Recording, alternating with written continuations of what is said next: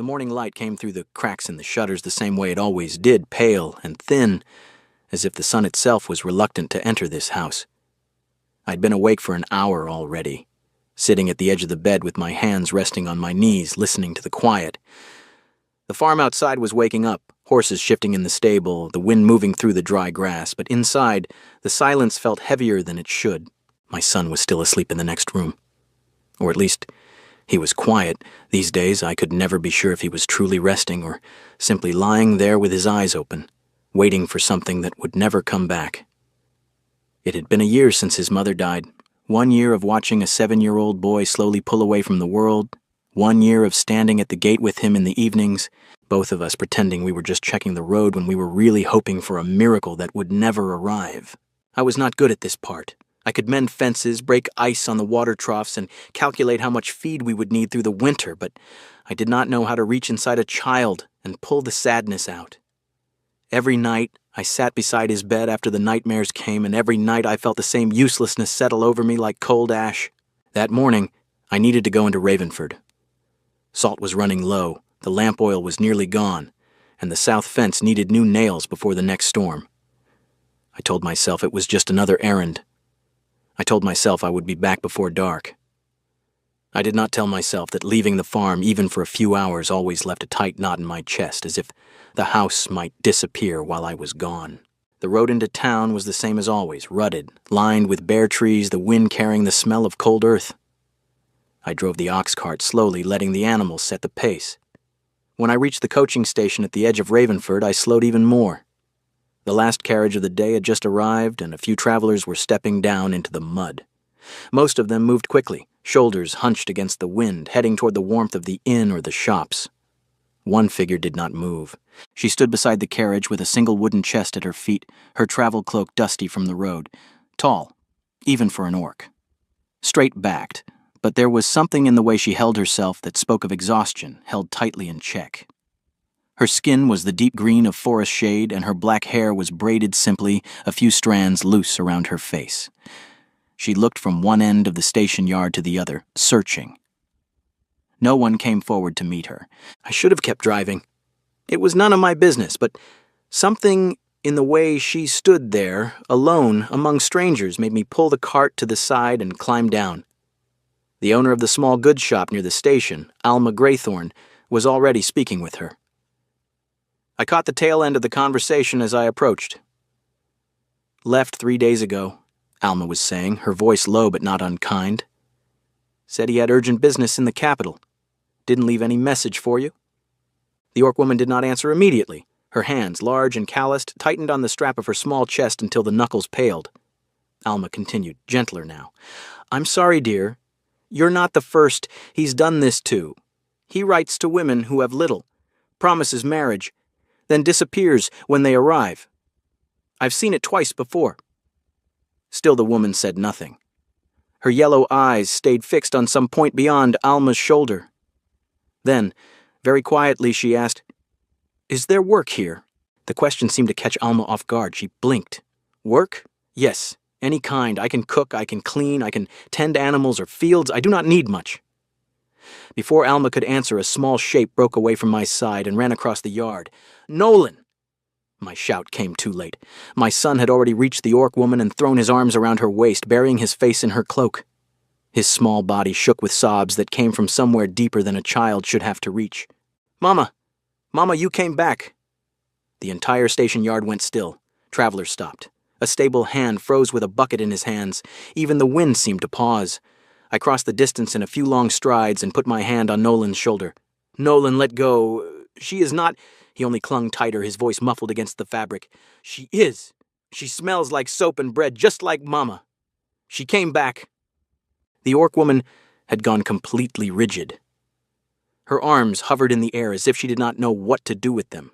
For a moment, I thought she might push him away. Instead, she slowly lowered herself to one knee in the mud, bringing her face level with his. Her movements were careful, as though she were afraid of startling a wounded animal. She placed one large hand lightly on his shoulder. When she spoke, her voice was rough, the accent of the northern clans still present beneath the common tongue. "I am not your mother, little one. Nolan pulled back just enough to look at her face. Tears streaked through the dust on his cheeks. "But you feel like her. You didn't push me away." Something in her expression shifted. The guarded look softened, replaced by something quieter and more painful. She studied him for a long moment, then spoke again, gentler this time. "My name is Mavira. I am glad you ran to me." I stood there, one hand still on my son's back, and felt something I could not name settle in my chest. This stranger, this woman who had every reason to be angry or frightened, had chosen kindness instead. Alma cleared her throat softly behind us. "She has nowhere to go tonight. The last room at the inn is taken, and the coach won't return until tomorrow."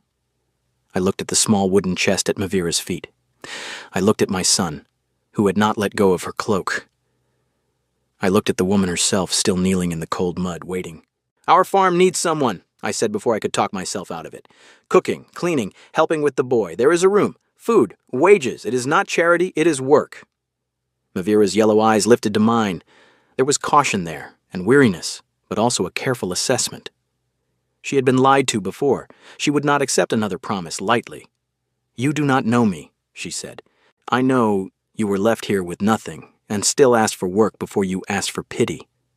I know you did not push my son away when he needed someone to hold on to. That is enough for me to offer honest work."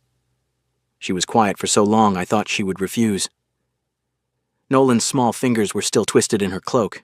Finally, she gave a single, slow nod. On the ride back to the farm, Nolan sat pressed against her side on the cart bench, one small hand holding the edge of her sleeve as if to make sure she could not disappear. Mavira looked out at the passing fields, her face unreadable. The wind was colder now, carrying the promise of frost. I did not know what I had just brought into our lives. I only knew that for the first time in a year, my son fell asleep against her arm before we reached the gate, and he did not wake crying. The house felt different the moment she stepped inside. It was not a grand place, but it had once been warm. Now the air inside carried the same stillness that had settled over everything after Elira died. The curtains were faded, the hearth cold, and the small wooden table in the kitchen still bore the faint marks where my wife used to cut bread every morning. I had not moved much in the past year. Moving things felt too much like admitting she was never coming back to use them. Mavira paused just past the threshold, her tall frame filling the doorway for a moment before she ducked slightly to enter. She carried her small wooden chest in both hands. Her yellow eyes moved slowly across the room, the empty hooks where cloaks used to hang, the single chair by the fire, the dried flowers that had long since lost their color in a jar on the windowsill. She did not comment. She only set her chest down near the wall and turned to face me. "This is where you will sleep," I said, leading her to the small room off the main living space. It had once been used for storing grain during hard winters. I had cleared it out weeks ago when I first considered hiring help, though I had never followed through. There was a narrow bed, a chest for clothes, and a small window that looked out toward the stable. It is not much, but it is dry and quiet. She stepped inside and placed her chest at the foot of the bed. It is more than I expected. I stayed in the doorway. "You are here as paid help, cooking, cleaning, looking after Nolan when I am in the fields. You will have wages at the end of each month and food every day. If at any point you wish to leave, you only need to say so. I will take you back to Ravenford myself. No one here will stop you." Mavira looked at me for a long moment. The guarded expression she had worn at the station had not entirely left her face. "You are very clear about the terms." "I have learned that unclear words cause the most harm," I replied. "I do not want you to stay because you feel you have no choice. I want you to stay only if the work is fair." She gave a small nod. "Then I understand." That night I lay awake longer than usual. Through the thin wall I could hear her moving quietly in the small room, unpacking, then silence. Once I thought I heard her speak, very softly, but the words were in a tongue I did not know. I told myself it did not matter. She was a stranger doing a job, nothing more. The next morning I woke to the smell of baking bread. I found Mavira in the kitchen, sleeves rolled to her elbows, working at the table. She had already started the fire in the hearth and set a pot of something simmering. Nolan sat on his usual stool, legs swinging, watching her with open curiosity. When he saw me, he pointed at the bread cooling on the rack. "She made real bread," he said, as if this were a miracle. I cleared my throat. "I can cook." Nolan looked at me with the brutal honesty only children possess. "You burn the bread." A sound came from Mavira, short, surprised, and warm. She was laughing. It was the first time I had heard laughter in this kitchen since Elira's death. The sound seemed to fill spaces that had been empty for too long. We ate together at the table. Mavira had made barley bread, a simple vegetable soup, and tea sweetened with a little honey she must have carried with her. Nolan ate without being coaxed for the first time in months. I watched him and felt something tight in my chest loosen by a fraction. After the meal, Nolan took Mavira's hand without asking and pulled her toward the front of the house. "Come see the garden." I followed more slowly. The small patch of earth in front of the porch had once been Elira's pride. She had planted white flowers there every spring. After she died, I could not bring myself to tend it. The weeds had taken over completely. Nolan pointed at the tangled mess. "Mama planted flowers here, now they are all gone?" Mavira knelt in the dirt without hesitation. She began pulling weeds with steady hands, careful not to damage anything that might still be alive underneath. "They are not gone," she said quietly. "They are only waiting. When the ground is clean again, they will remember how to grow." Nolan watched her for a while, then dropped to his knees beside her and began pulling weeds too, copying her movements. I stood on the porch steps and said nothing. I could not have spoken even if I tried. 2 days later, the rumors reached us. Alma's nephew came by with a load of firewood and mentioned in passing that Garrett Voss had returned to Ravenford.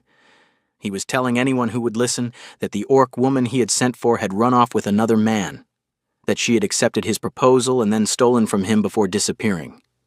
The story changed slightly each time it was told, but the intent was clear. He wanted people to believe Mavira was dishonest and that I had taken something that belonged to him. When I told Mavira, she was outside splitting kindling behind the stable. She listened without interrupting, then set the axe down. "I did not steal anything," she said. "I never accepted his money. I paid for my own passage with coin I saved from working at the quarry near my village." "I believe you," I answered, "but he will not stop with words. Men like him do not like to lose face." She looked toward the house where Nolan was playing near the porch. "Then I should leave, before he brings trouble here." "No." The word came out sharper than I intended. I took a breath and continued more quietly. "You were left alone at that station, but the moment my son ran to you and called you mother, you stopped being alone. Running now will not protect us. It will only make him think he has won." She studied me for a long time. Then she picked up the axe again and went back to work. That night Nolan knocked on her door long after he should have been asleep. I heard their voices through the wall, his small and worried, hers low and steady. I did not listen to every word, but I heard enough. "Will the bad man take you away?" Nolan asked. "No," Mavira answered. "I will not disappear without telling you first." "Promise?" There was a pause. When she spoke again, her voice was softer. "I promise I will not leave you in silence." It was not a promise to stay forever, but it was enough for a 7-year-old boy who had already lost one mother. He slept without nightmares that night. By the end of the week, the house had begun to change in small, undeniable ways. There was bread that did not burn. The garden patch was cleared of weeds, and the first green shoots were pushing through the soil again. Nolan laughed more easily and spoke without prompting. At meals, there were now 3 places set instead of 2. I kept reminding myself that she was only here to work, that this was temporary, that the warmth returning to these rooms was simply the result of having another pair of capable hands. But each evening, when I saw Nolan fall asleep with his hand still loosely holding the edge of her sleeve, and each morning, when I woke to the sound of her moving quietly through the house, as if she already belonged here, I found it harder to believe my own reminders. I did not yet have a name for what I was beginning to feel. I only knew that the thought of her leaving had started to sit in my chest like a stone I did not want to carry. The morning had started like any other. I was in the stable checking the horses when I heard the sound of hooves on the road leading to the farm. Multiple horses. I stepped outside and saw 5 riders approaching, their cloaks dark against the pale sky. At their head rode a man I had never seen before, but I knew his name the moment I laid eyes on him. Garrett Voss. He sat tall in the saddle, dressed in fine wool and polished leather, his beard neatly trimmed. 4 armed men flanked him. They did not look like simple travelers. They looked like men who had been paid to be there. Mavira was hanging laundry on the line behind the house. Nolan was nearby, drawing in the dirt with a stick. When the riders reached the yard, Garrett raised a hand and the group stopped. His eyes found Mavira immediately. "So this is where you ran to," he called out, loud enough for the entire farm to hear. Mavira straightened slowly. She set the basket down and turned to face him. Her expression did not change, but I saw the way her shoulders tightened. I walked forward until I stood between Garrett and the house. "You are on my land. State your business and leave." Garrett smiled, but there was no warmth in it. "My business is standing right behind you. That orc woman accepted my marriage proposal. She took my coin for the journey, then she disappeared the moment she arrived in Ravenford. I have come to collect what is mine." Mavira stepped forward before I could answer. "You sent no coin. I paid for my own passage with money I earned at the quarry, and you were not at the station when I arrived. You left 3 days before." Garrett's smile thinned. "Details. The letters exist. The agreement was made. You belong with me."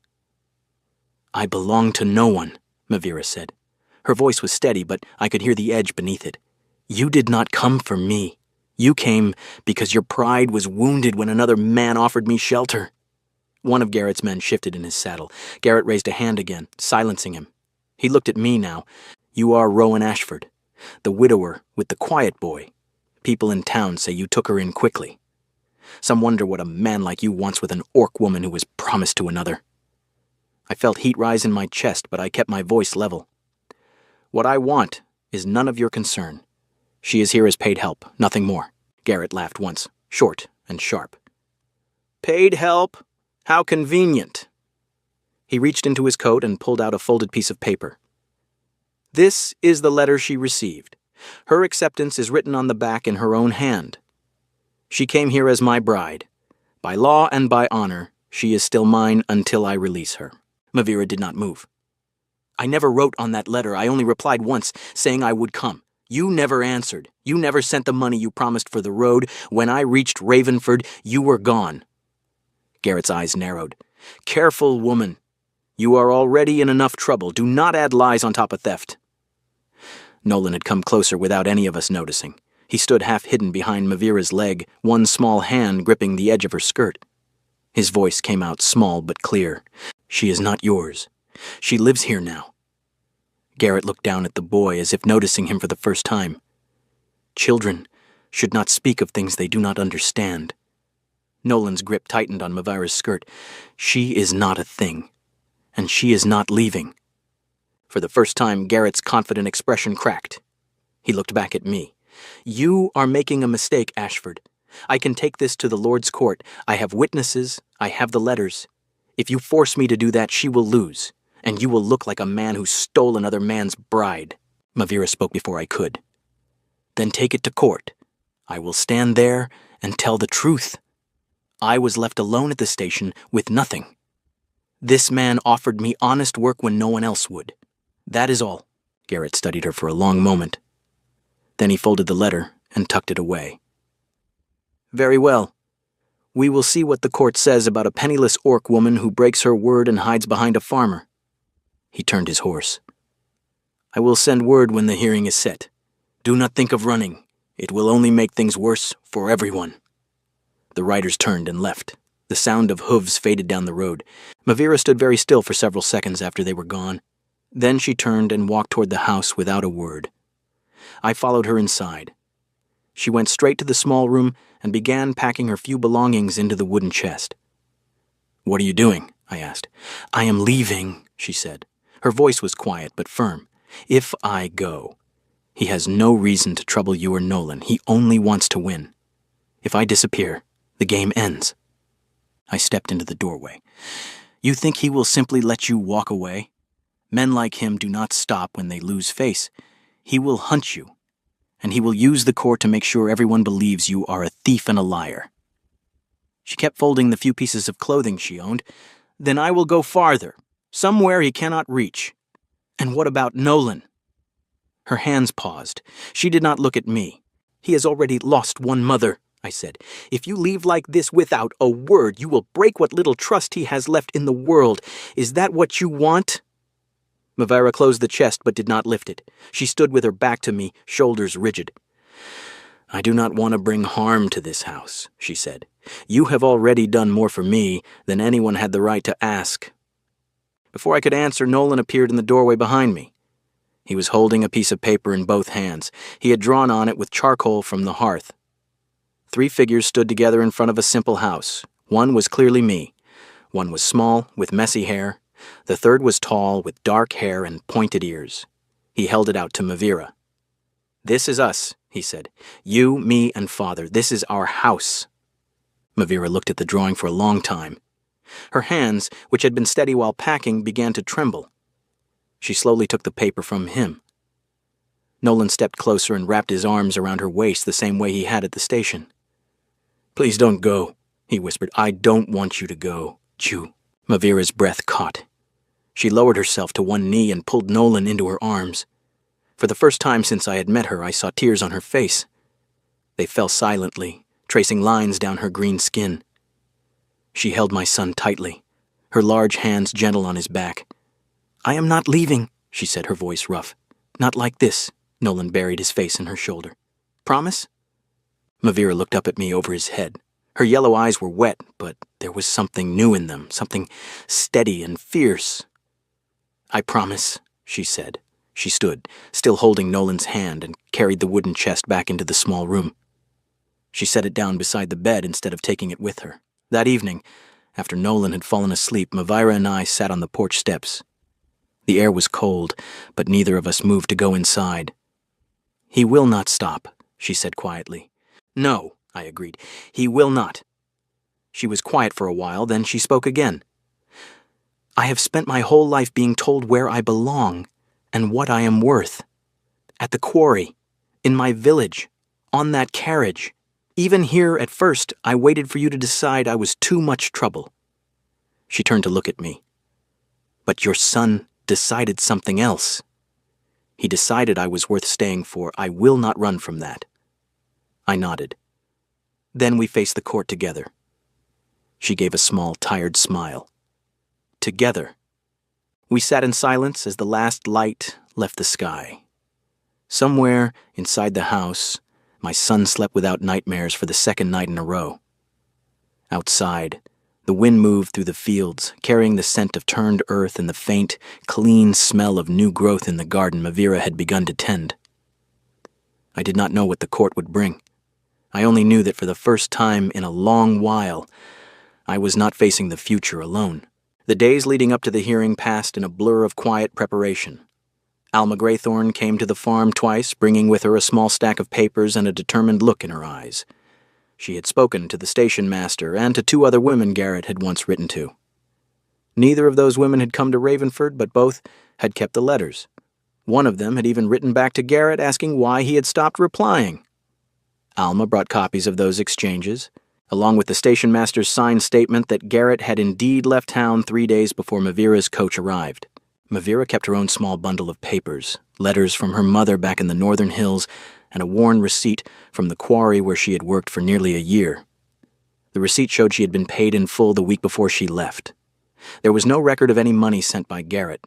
On the morning of the hearing, we rode into Ravenford together. Nolan sat between us on the cart bench, unusually quiet.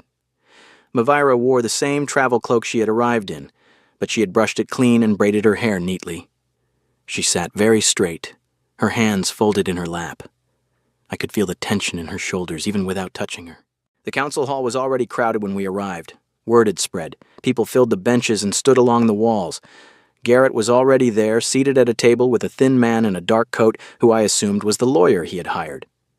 Garrett looked confident. The lawyer looked bored. The Lord's representative, an older man named Magistrate Harlan, called the hearing to order. He listened first to Garrett's side. The lawyer spoke smoothly, describing Mavira as a woman who had accepted a proposal of marriage, taken the journey at Garrett's expense, and then broken her word the moment a more convenient arrangement appeared.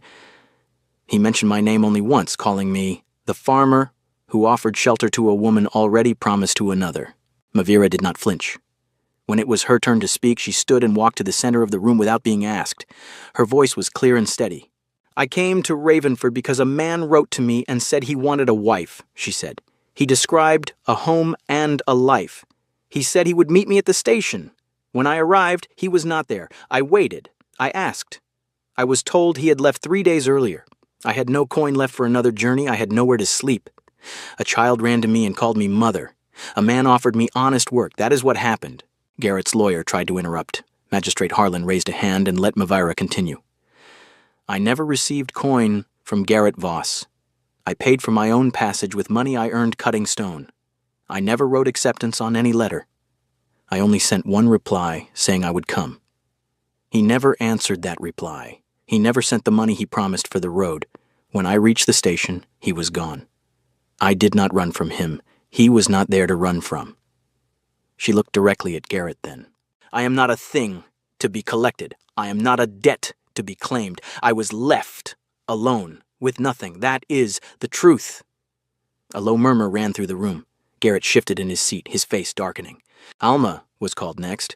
She stood with her hands clasped in front of her and spoke without hesitation. She told the room about the 2 other women Garrett had written to in the past year. She described how both had been promised marriage and support, how both had waited for letters that never came, and how both had eventually given up and found work elsewhere. One of them had shown Alma the letters. The handwriting matched the one Garrett now claimed Mavira had signed.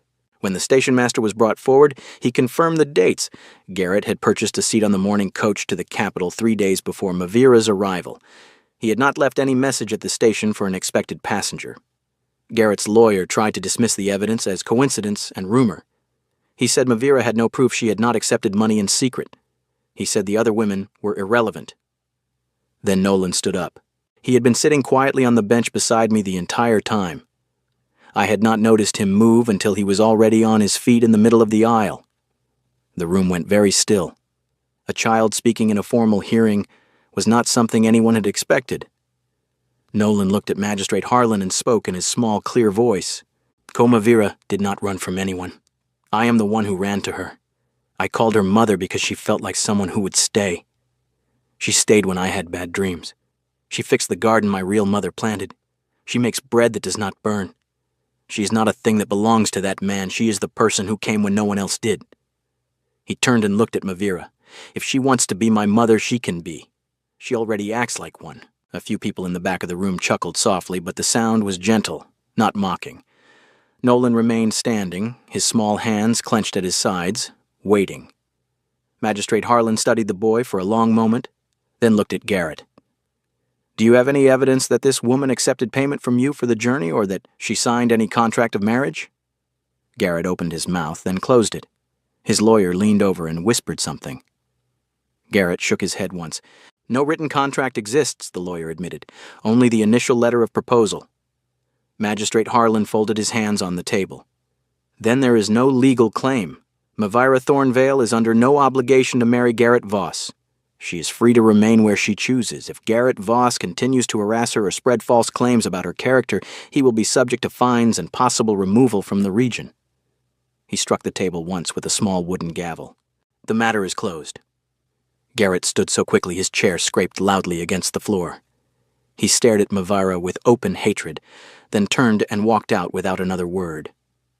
His lawyer followed more slowly, gathering papers with a tight expression. The room began to empty. People glanced at Mavira as they passed. Some nodded. A few even offered quiet words of support. Alma squeezed Mavira's arm on her way out. Outside the hall, the afternoon light felt brighter than it should have. Nolan ran straight to Mavira and wrapped his arms around her waist the way he always did now.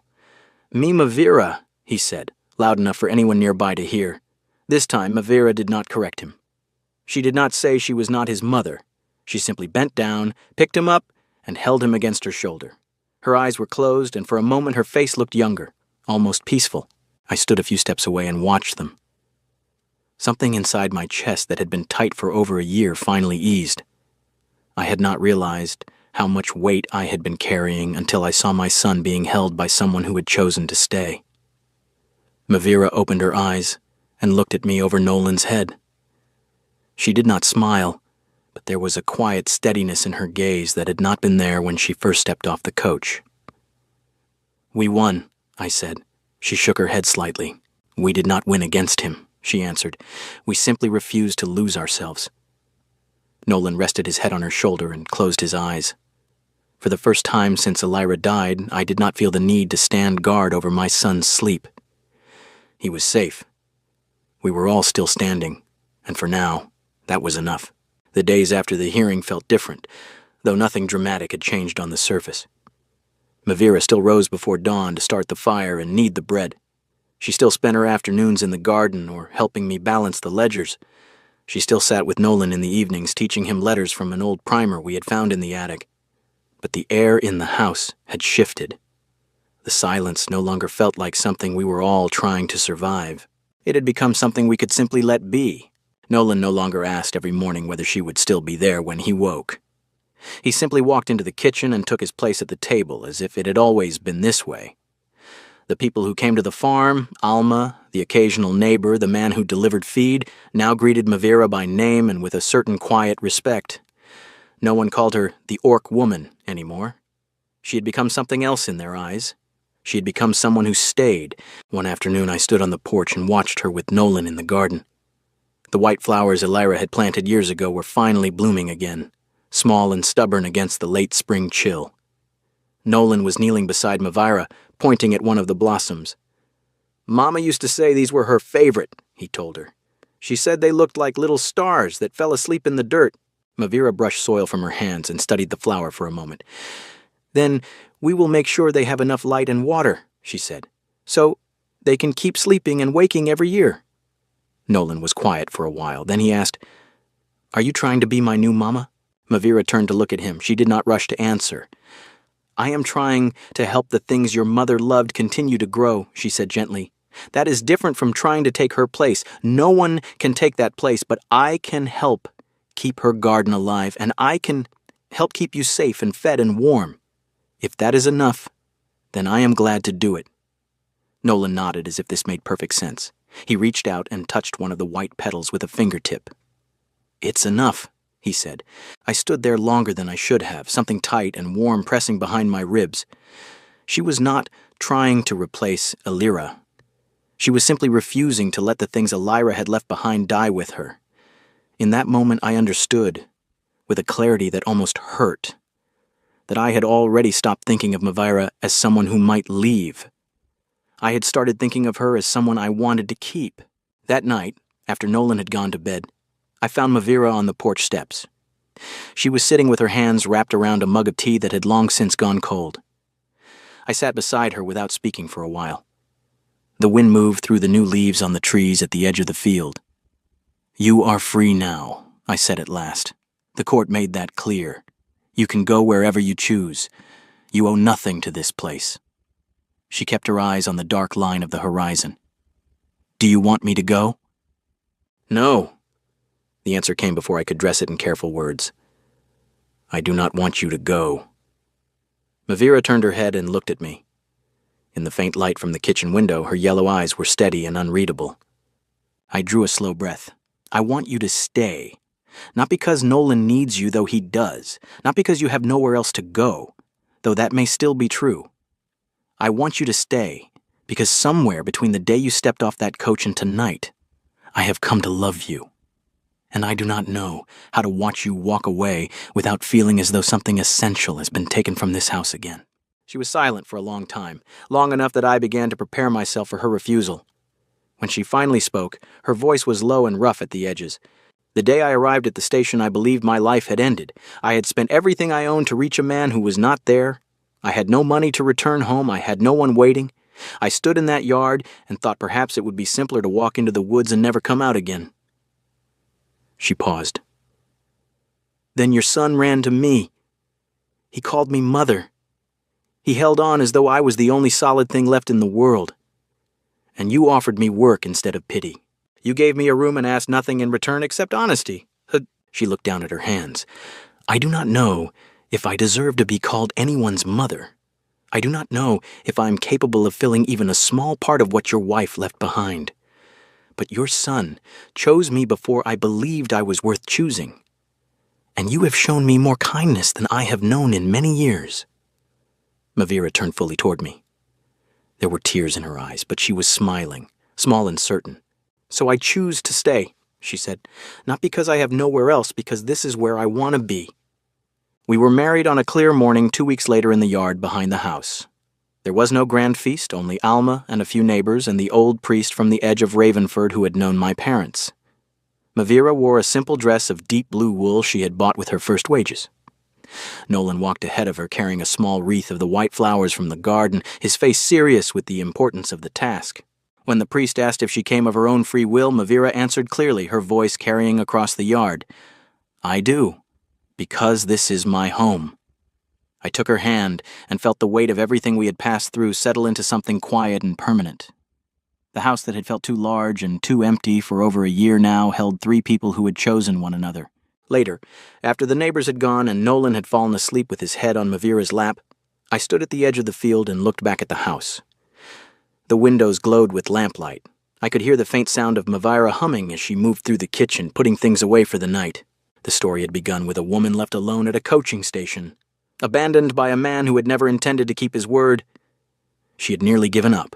She had nearly disappeared. But a boy had run to her in the mud and called her mother, and that single, desperate act had changed the shape of 3 lives. Mavira had not become Nolan's mother through blood or law. She had become his mother by staying when he needed someone most, by tending the garden his first mother had planted, and by refusing to run even when it would have been easier. She had not become my wife because of a letter or a promise made by a stranger. She had become my wife because we had looked at each other across the ruins of our separate griefs and decided together that we would build something new from what remained. From one dusty station yard and one small boy's cry, we had found our way home.